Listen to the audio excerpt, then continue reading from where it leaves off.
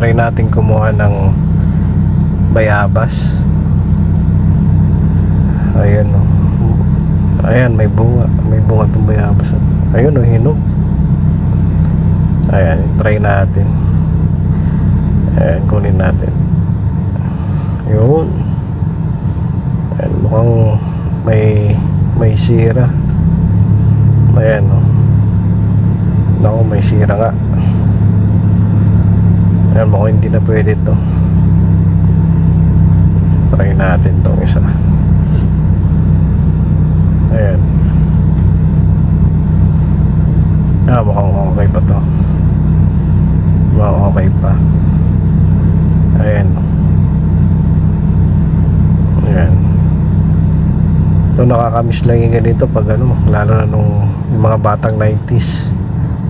Ay ginagawa natin kapag ano, nagutom tayo, punta lang tayo sa mga ano, sa gilid-gilid, kumukuha tayo ng mga ano, bayabas, kinakain natin. Eh baka okay pa. Ayun, okay pa. Wala pang uod yan. Ayun, i-try nga natin dito sa ano. Ayun, meron pa. Ayun. Ayan. Try natin sa loob. Meron pa rito eh. Tingnan nga natin sa loob. Ang daming bubog. Ang daming mga bote. Ayun. Ito yung ginagawa natin to nung mga bata tayo. Market tayo ng bayabas. Yan. Ito yung mga libangan natin, mga batang 90s dyan. Shout out. Ayun. Yan. Nakakit natin yan. Tapos saya nun, di ba? Saya. Tapos yan, akitin natin. Tapos yung iba sinasawsaw pa asin to eh. Yung iba kinakain na lang. Ayan o, daming bunga nito. Daming bunga. Nakakamiss.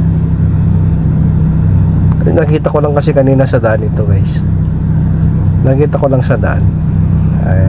Try lang kasi walang pumapansin. Daming mga bata rito dumadaan pero hindi na pinapansin tong mga ganito. Parang cellphone lang ata yung pinapansin nila. Pero tayo nakakamiss yung mga ganitong mga pagkakataon na makakuha tayo ng bunga ng bayabas. Kasi bihira tong mga ganitong mga pagkakataon na ano. Ayun, ang lalaki. Yan ang lalaking bayabas. Marami pa dun sa loob. Kaya lang ano, ito lang kakainin natin. Yan ang lalaki oh. Sayang.